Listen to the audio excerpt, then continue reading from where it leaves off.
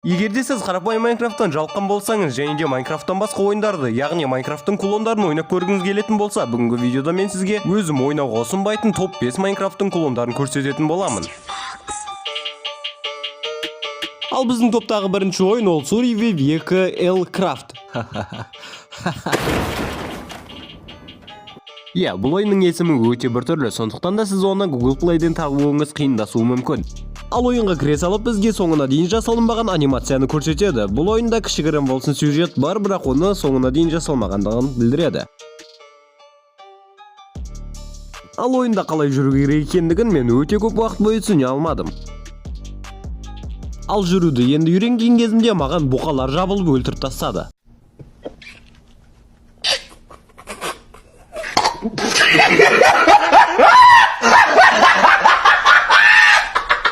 Жарайды, бір мәрте өліп беріле салмайын деп қайтадан ойынға кірістім. Ал әлгі бұқалар мені әлі де өлтіргісі келіп жүр.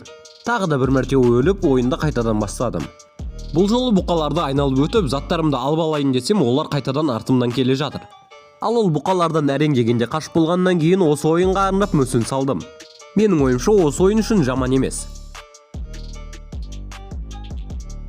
Ал екінші ойынның есімі бізде Worldcraft. Бұл қарапайым Майнкрафттың клоны, және де бұл жерде ерекше ештеңе жоқ. Ойынның бір ерекшелігі ол өте жақсы оптимизацияланған, және де бұл ойында 120 FPS ұстап тұр. Ал бұдан басқа ойын жайлы ештеңе айта алмаймын, өйткені бұл ойын мүлдем қызықсыз, және де білмеймін, оның ішінде айтатын контент та жоқ сияқты.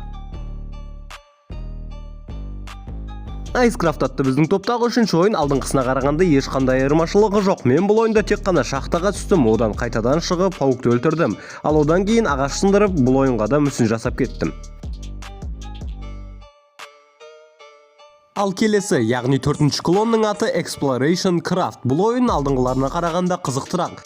Бұл ойынның басында тіпті қалай ойнау керек екендігін де көрсетеді. Ал ойынның жалғыз жетіспеушілігі ол кішкентай балаларға арналғандығы. Realm Craft аталатын клонның басында кереметтей сюжет бар, бірақ ол өте біртүрлі. Кереметтей сюжет, бірақ ол өте біртүрлі. Логично. Ойын өте кереметтей 3D суреттермен жасалынған. Ал персонаждың мынандай тұрған қолы маған ұнамай тұр. Бұл жерде тіпті сіздерге арналған тапсырмалар да бар. Жалпы айтқанда ойын жаман емес, оның ішінде ойнап көруге болады, бірақ ол Майнкрафтқа қатты ұқсайды деп айта алмаймын. Ал видеоның соңында мен сіздерге не үшін арнада өте көп уақыт бойы видео шықпағанын айтқым келіп тұр. Өйткені менің досымнан байқап тұрған шығарсыздар, мен қазірдің өзінде сәл тымаулатып тұрмын. Общем дейтін, жазда тымауратып қалдым мен дейтін. Общем, достар, кешірім сұраймын сіздерден осындай көп уақыт бойы видео шықпағандығына. Общем, арнаға тіркеліп видеоға лайк басуды ұмытпаңыздар. Бізде уже 1000 жазылушыдан асып кеттік, достар.